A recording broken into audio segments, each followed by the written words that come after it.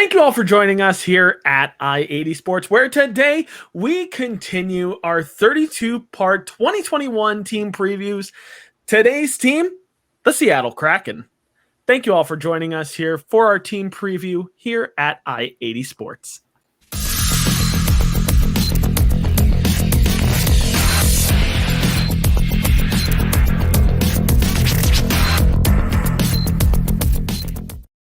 Thank you all for joining us here again at I-80 Sports. Make sure you check out our website down below, i80sports.com, for all of our team previews coming up. This is currently wrapping up the Pacific Division right now, but we've got the Central Division, the Metropolitan Division, and the Atlantic Division coming up. So if you got a favorite team in one of those divisions, make sure you check it out, and you can check it out either on our website below, or if you're here on YouTube, you can check it out here on our playlist. Hey, while you're here on YouTube, make sure you drop a like, comment, and subscribe for all of our team previews coming up. And where else can you follow us? You also can follow us down below on Twitter at I80_SportsNHL. And if you're already currently following, thank you guys so much, because we greatly value all of your support, because without your support, we can't make these. I'm Brian. He's Tom. How you doing today, Tom? Doing well, and here we are with a preview of a team that hasn't even played a game yet. We don't really have much to compare against. All we have in front of us is the roster. That's about it. Yep, all we have is a roster, and that's what we're going to be going off of right now. So let's dive right in to some 2020 and 2021 team facts for the Seattle Kraken. So, Seattle Kraken, what was their record last year? None. They won 0 games last year. They also lost no games last year, so we're starting fresh. Power play and penalty kill stats, well below average. They were at 0% across the board. They got to pick those numbers up this year. Huge. Leading scorers, also no goals last year. Pretty disappointing year by the Seattle Kraken. All right, I'm going to stop joking around right now. Let's actually get into some legitimate talk and none of my terrible jokes, though that might be why you're here. But let's talk about some key additions and subtractions here. So, key additions, all right, the jokes continue. Literally everybody was a key addition, but let's talk about what they did in free agency. In free agency, they picked up Philip Grubauer, Alex Wennberg, Connor Carrick, and Marcus Johansson. And subtractions, they really didn't lose that much since the expansion draft, though they did make a few minor trades, trading away Vitek Vanacek, Curtis McDermott, and Tyler Pitlick. So not a lot of going on, but this is also a brand new franchise and a really interesting and intriguing team to watch. Based on projections that we've seen so far, we've seen projections all across the board, but before we give you what our thoughts on how they could finish, maybe tune in for later in the video to figure that one out.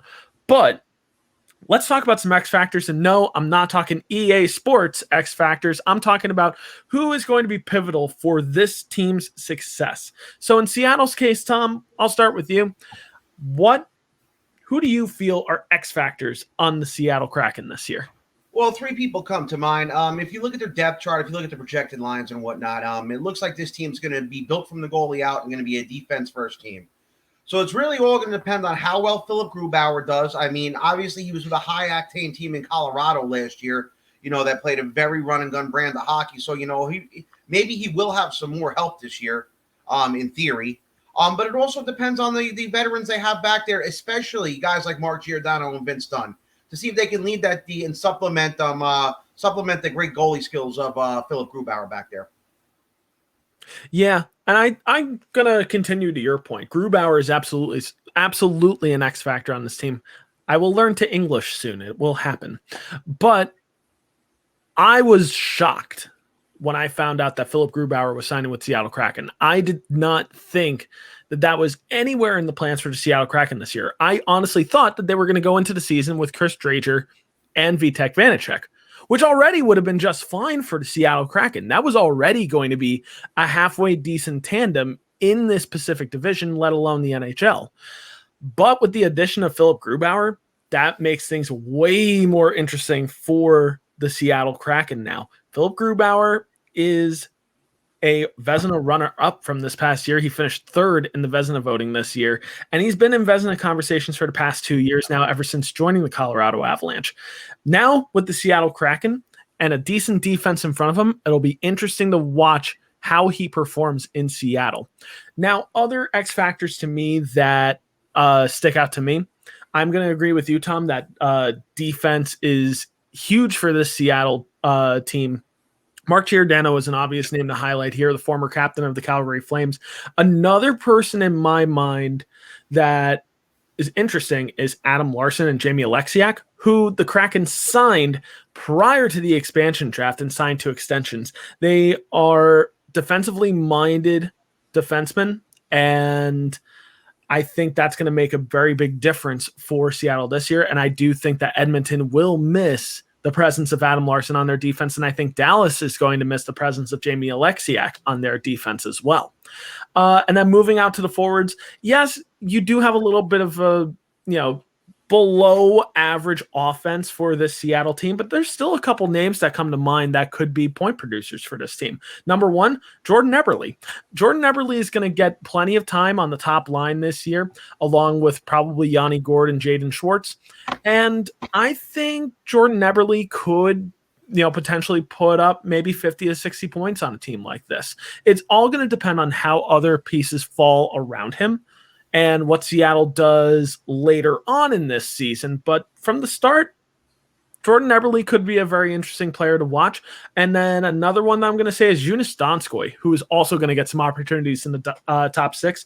With Colorado last year, did decently well. Actually, I don't have his stats from last year pulled up. So actually, I want to pull that up real quick so that way I'm not just blowing smoke here. But his stats from last year, 17 goals, 14 assists. That's 31 points in 51 games last year. Not a bad amount of point production for Joonas Donskoi, and also scoring more goals than having assists is also big. I think realistically Donskoi can get to that 17 mark again. He did it in 51 games last year. He could very easily get to the 20 goal mark this year, and maybe even more than that if he averages more ice time. Last year, he averaged about 14 and a half minutes of ice time.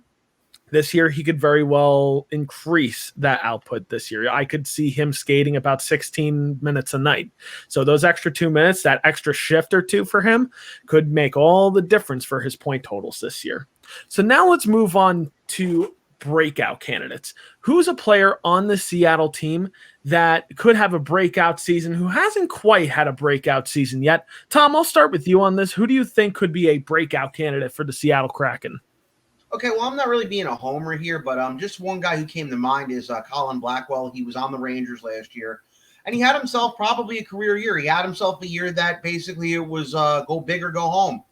Granted, he was on the line with Artemi Panarin most of the year, but he had statistically his best season. He wound up going to the World Championships to play for Team USA, which, that's not a bad thing at all. So I'm curious to see how we'll do here over in Seattle. I really am. Yeah, Colin Blackwell's a good choice. I think he's going to get some time, and I do like the potential line that he'll be playing on, and we'll get to that in just a little bit. My breakout candidate, I had to go with the popular pick here. So I'm going to go with Vince Dunn. And Vince Dunn, for the past couple years now with the St. Louis Blues, has been doing pretty well. Last year, in 43 games, 6 goals, 14 assists for 20 points. The previous season where he played 71 games, he had 9 goals, 14 assists for 23 points. So Vince Dunn, in a shorter amount of time, was potentially going to break his previous point total high from 2 years ago in a shorter amount of time. If he gets an 82-game season this year, we could see a career year for Vince Dunn, especially since he's going to be getting top 4 minutes for the Seattle Kraken. I actually really did like the Vince Dunn pick for Seattle. I was originally thinking, okay, a lot of people are picking Vladimir Tarasenko to leave from St. Louis. But then when Vince Dunn was picked, I thought that was the smarter choice because they are prioritizing defense, which defense in a lot of ways can be a lot harder to acquire over time. So my pick for breakout, I think it's Vince Dunn. But I alluded to before that we got to look at the opening lineup potentially for October. So let's get into that. One big thing to note right now is we're currently right at the end of October. Not the end of October, my goodness. End of August. End of August. I was about to say Freudian slip. Amazing. I want it to be October, but that's just me. We're right at the end of August and right beginning of September when we're making this episode. So there are things that could change between now and opening night. So we're going to talk about what that opening night lineup could look like. But there's still maybe one or two moves that Seattle could make between now and the start of the season in October that could change this lineup. And we'll also talk about variables to this lineup in a little bit as well. So without further ado, what could this lineup look like come October? Well, let's start with this. So we're starting with forward line 1. We're going from left to right. So from left wing, center to right wing. We start with Jaden Schwartz, Yanni Gourde, and Jordan Eberle. Moving on to forward line 2, we've got Cale Yarncroc, Jared McCann, and Jonas Donskoy.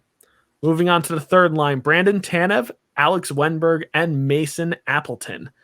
And then forward line 4, we've got Colin Blackwell, Morgan Geekie, and Nathan Bastian. And I gotta say, I like the bottom 6 a little bit more than I do the top 6. We'll get into that in a little bit, though. For defense, I changed it up a little bit because thinking realistically who's probably going to command more minutes. So this could have room to change a little bit, I think. But I'll talk about that under variables. So for defense line 1, we've got Mark Giordano and Adam Larson. Then on the second line of defense, we've got Vince Dunn and Jamie Alexiak. And then on the third line of defense, we've got Carson Soucy and Hayden Fleury. And then finally, the goaltending, we've got our starting goalie, recently acquired Philip Grubauer, and backup goaltender, and I'm also going to say 1B just because of the contract that Seattle did give him, Chris Driedger. And I do think that between Philip Grubauer and Chris Driedger, I think it is going to be a 60-40 split. Philip Grubauer is going to get the majority of the starts, but do not be surprised if Chris Driedger finds himself into some more difficult matchups and not just the throwaway matchups. So that's what the opening night lineup could look like. But we got to talk about some variables. So how could this lineup change between now and October? Tom, let's start with you. What are some things that could change between now and October? I mean, I guess the biggest variable here to me is Mark Giordano. He's your glue guy. I'm pretty sure he's going to wear the C for this team if they do decide to name him captain. I've tried to look at various different outlets. I couldn't really find anything.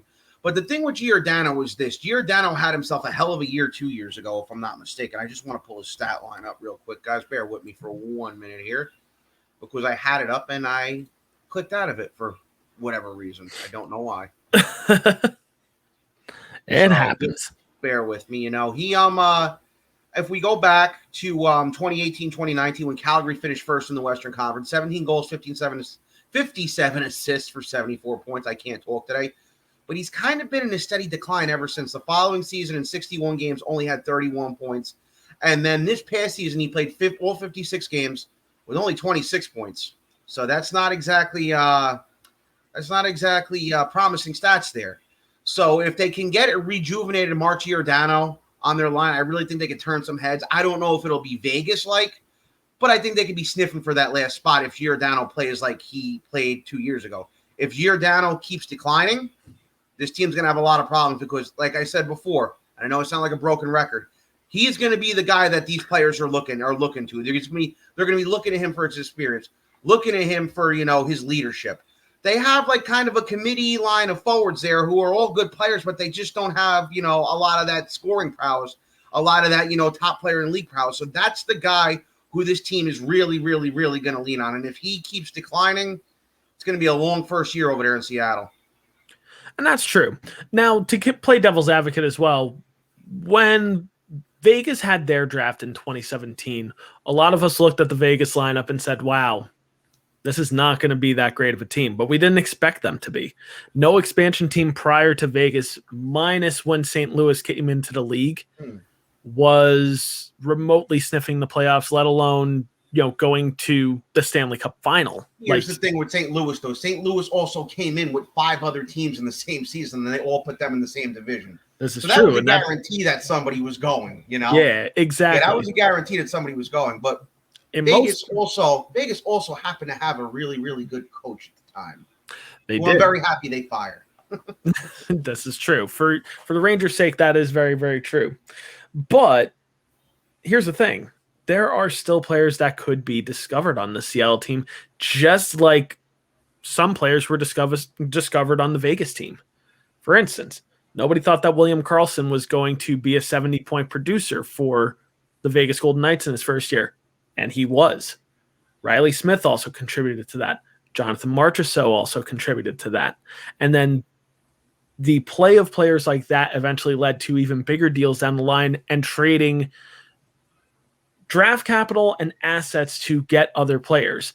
Sure, some things have kind of looked to bite Vegas in the butt in recent memory. Nick Suzuki for Max Pacioretty is one thing that I think I have in mind as one thing that I think Vegas will come to regret later on. But hindsight is 2020. In Seattle's case, I think there's a lot of room for movement in this forward line. I think on any given night, you could see guys shuffling around. I think, things are fluid in general with this forward core. Like I said before, I really like this forward line 3. I like this forward line 4. The bottom 6 in general, I think, are good contributors and I think good role players in general and are ready to step into bigger role-playing roles. One person I think off of my mind, and this is not me trying to be a homer here, but Nathan Bastian. Nathan Bastian was a good penalty killer last year for the New Jersey Devils, one of the few that actually could kill penalties. And I think he could continue that trend with Seattle in an expanded role this year. Colin Blackwell is another person that sticks out in my mind as a potential penalty killer. Same with Brandon Tanev. And then you look towards the power play, and you have some guys that I think would be interesting if you pop them onto the power play and see what they could do. Alex Wenberg is a guy that I think of who hasn't quite realized his potential, but who knows? Maybe a third change in scenery, maybe the third time's the charm for a guy like Alex Wenberg. Same with a guy like Mason Appleton. I think Mason Appleton could potentially be a name that people remember on the Seattle team in the next few years of like, wow, they actually got him. He was exposed. He's a guy that I think could be on that level.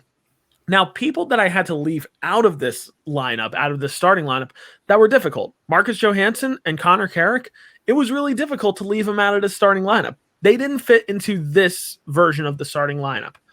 But I think they absolutely will get playing time in this lineup somewhere, on some nights, at some point. I do think that they eventually get themselves, between the both of them, I think they get at least 20 to 40 games each on this team somewhere. But that just segues to the real question here. What other moves could Ron Francis, the general manager of the Seattle Kraken, have up his sleeve? Is he done with this potential lineup? Could we actually see some changes between now and October? That's left to be seen. And one way I think I could see some change is if certain restricted free agent contracts aren't signed and players are threatening to leave for an offer sheet. Maybe Ron Francis could go out there and try to make a trade and then sign them after the fact. Not necessarily offer sheet somebody, because draft capital is insanely important for the Seattle Kraken at this point, but maybe going out and working out a deal of like, hey, you can't sign this guy. Let me offer you this and we'll take him and we'll see if we can sign him. Something like that could end up happening, but still left to be seen. The last variable I'll say before we wrap things up is I do think Vince Dunn on certain nights could also be getting first line defense minutes. So he could be a guy that could play 22 to 24 minutes per night. Eventually, just maybe not from the get-go. Tread the waters, see what happens. But it's time to start wrapping things up with our question of the day, which our question of the day is the same as always.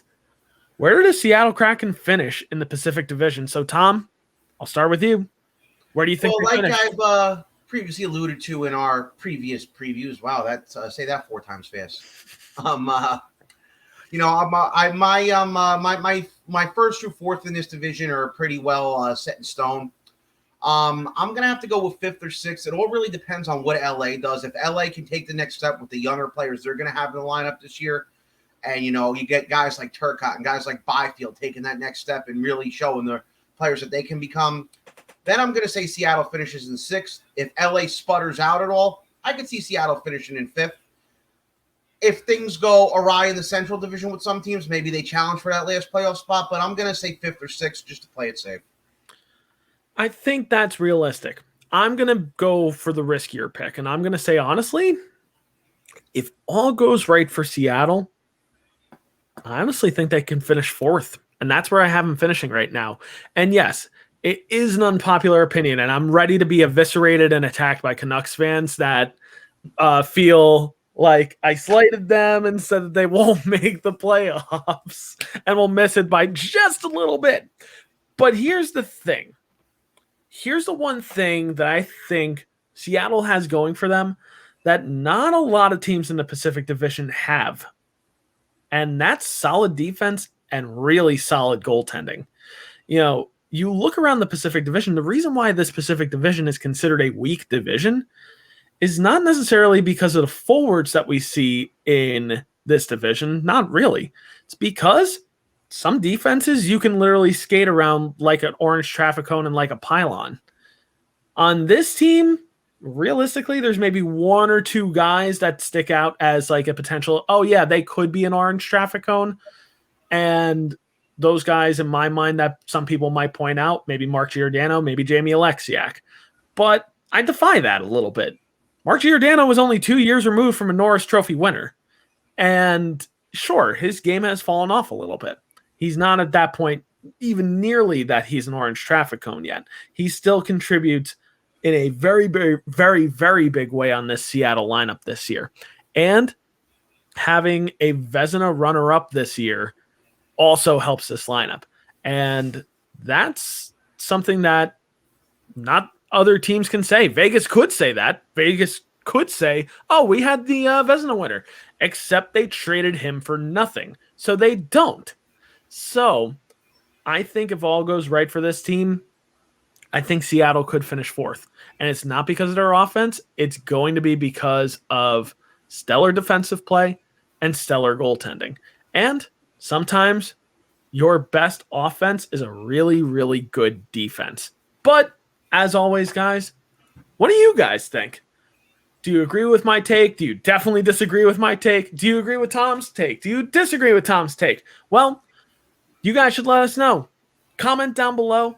And while you're commenting down below, make sure you drop a like and subscribe for the rest of our team previews coming up. And you can also check out our team previews down below at i80sports.com, where not only can you find our team previews there, you can find the rest of our NHL content, our NFL, MLS, NBA, and NCAA football content there as well. And make sure that you follow us down below on Twitter at i80_sportsNHL. And if you're already following from Twitter, thank you guys so much, because we greatly value all of your support and all of your feedback so far. But it's time to wrap things up here for Seattle and also wrap things up for the Pacific Division. Make sure that you join us in the coming days as we start previewing the Central Division teams. But until then, I'm Brian. He's Tom. This has been our Seattle Kraken 2021-2022 team preview.